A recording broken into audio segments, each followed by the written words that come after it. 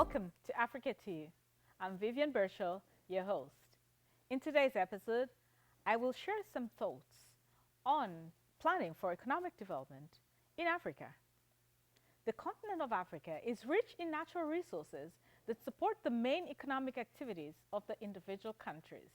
In addition, the continent has the second largest and youngest population in the world, which positions it as a major world market in the coming years.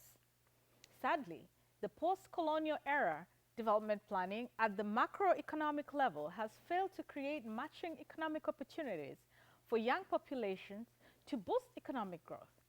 Planning is often influenced by donor needs, commitments and compliance with international goals at the expense of sustainable exploitation of natural resources. My previous work with the Uganda's National Planning Authority gave me insight into the complexity of creating national development plans. The process requires integrating local sector plans, bilateral and multilateral plans of action, and internationally agreed goals such as the UN Sustainable Development Goals and the African Union's Agenda 2063.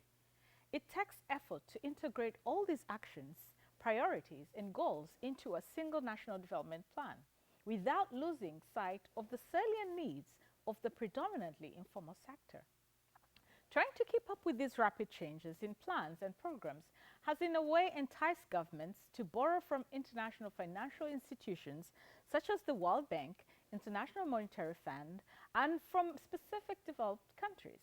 The inability of many African countries to meet all their budget requirements internally stems from a narrow domestic base, high expenditure on public administration, unsatisfactory returns on exports, low foreign direct investment, which could have increased the tax base, and poor tax administration. As a result, the capacity of many countries in sub-Saharan Africa to develop self-reliant and self-sustaining economies is constrained by challenges of unsustainable debt, energy crisis, low human capital development, among others. There have been attempts to improve revenue performance and increase the share of internally generated funds for funding projected expenditures. It is, however, rather difficult to generate revenue from largely informal sectors and small family-owned businesses which do not necessarily embrace corporate governance principles.